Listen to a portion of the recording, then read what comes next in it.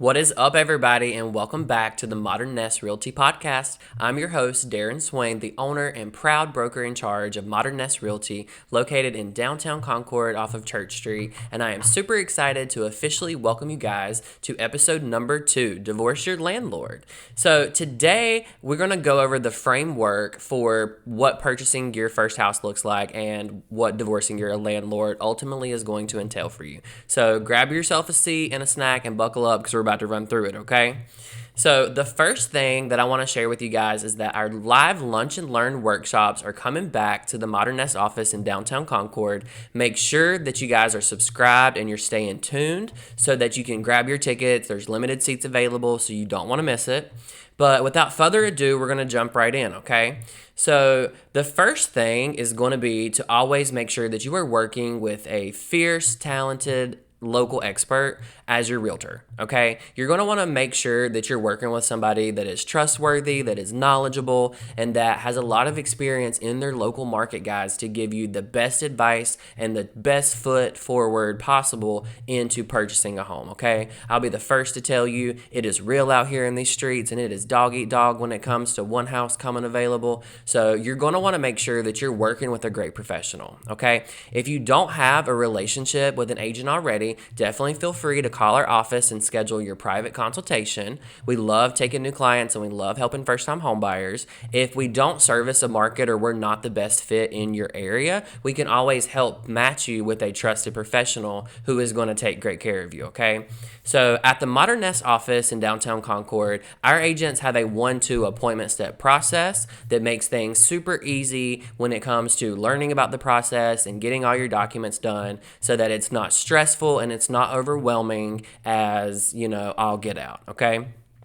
So the next thing that we're going to do and we're going to talk about today is determining your budget and helping you get pre-approved for a mortgage, okay? A lot of people, their first question is always, what is the credit score requirement in order for me to purchase a home? And I'm here to tell you today that the minimum credit score requirement is going to be a 580, okay? However, you may want to do things to boost your credit up to a 640 to meet a different loan product or to get different interest rates and stuff like that. But as long as you have a 580 credit score, you can work with it, okay?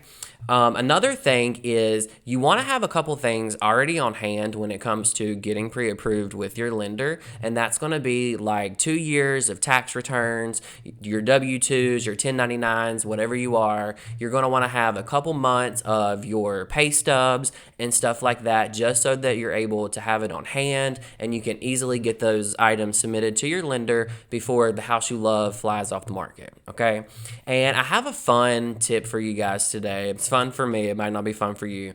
But car payments, if they are paid down under 10 months, typically with most lenders, they're not going to count against your debt to income ratios when it comes to purchasing a home. A lot of people are not going to share that with you guys, okay? So you heard it here first. So when it comes to getting into a home, you may want to look at that instead of thinking you have to pay off your entire car or whatever. You can pay it down to 10 months or less, and then you may be able to get your pre-approval bumped up a little bit more to find a home that better suits your needs, okay?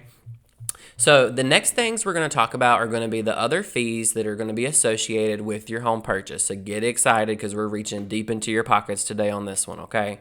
And the first one is due diligence. And I want you to think of due diligence like the dating period in the contract, okay? So you're not married to the home yet. You're just really checking it out and making sure that this home is what it's supposed to be, okay? So the due diligence fee and the next one we're going to talk about, the earnest money deposit, both of those cannot be price fixed, okay? That is the first thing to understand. It's not a certain amount. It's not a certain percentage of purchase price. I don't care what anybody has told you. I have wrote contracts with zero due diligence, and I have wrote contracts with over $20,000 in due diligence and all in between.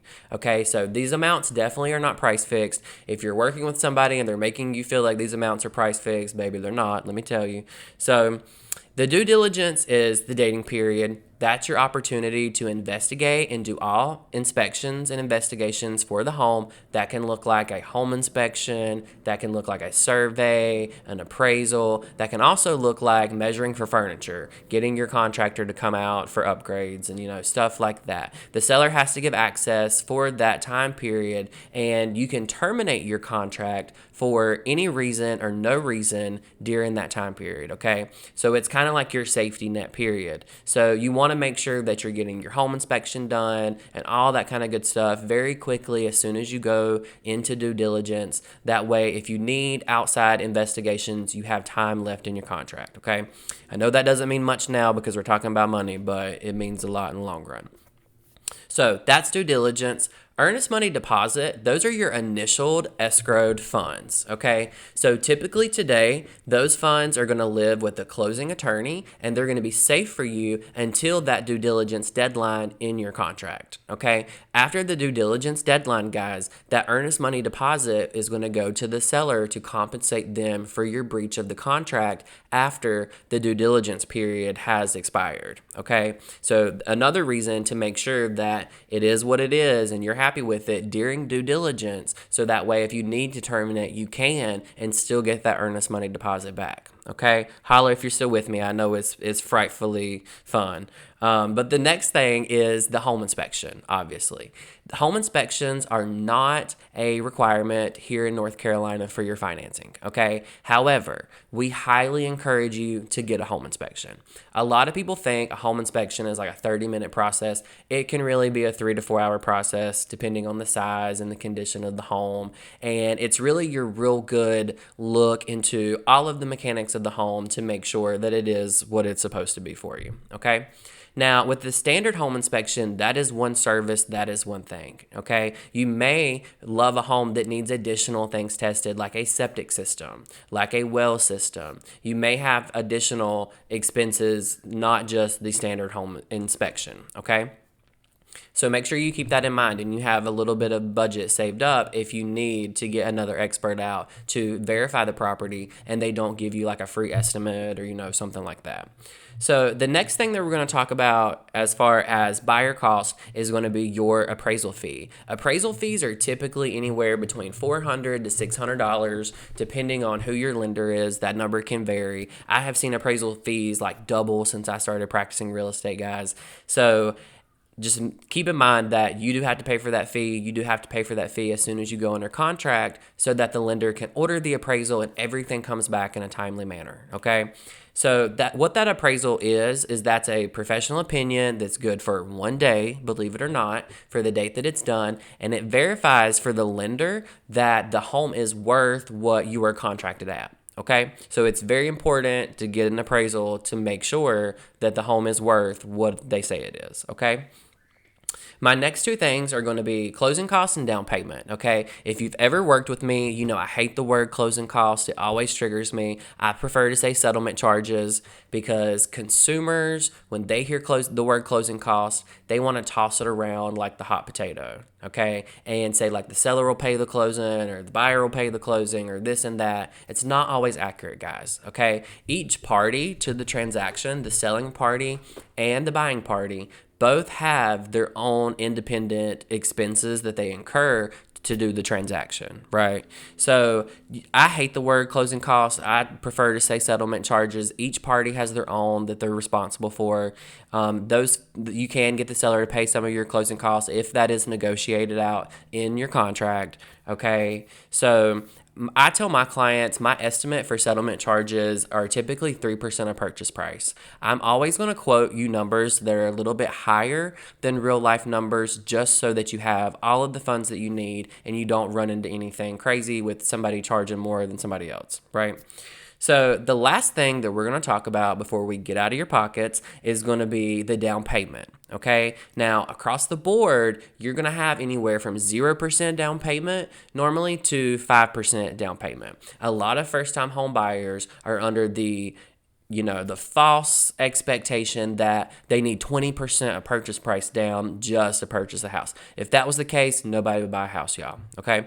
20% down is typically like an investment loan for like a vacation home or a second home or something like that. Okay. So that's not meeting our criteria today.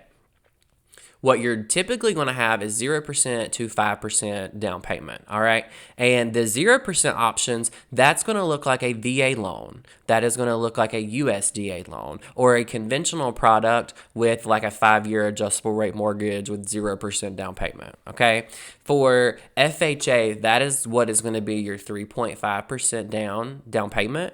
And the conventional is the 3 to 5% down. All right, so you don't need 20%, guys. Don't worry about saving up 20% of purchase price because you're not going to need that much money. So holler if you're still with me, guys. And I am so excited. And after this, you are ready to shop. After you meet with your agent, after you go through all those things, you get your contracts done, you have all your funds together, that is when you get to go out and actually shop for a home. And that is when the fun begins. You're ready to tour homes with your agent. You're ready to negotiate contracts. And that is where the magic happens. That's where the HGTV show looking stuff happens. But I want to leave you guys with one thing, and that is do not get discouraged if you miss out on homes, okay? Or if you get beat out with a cash offer or something like that. Just know that as long as you're making good offers, that is all anybody can ever expect.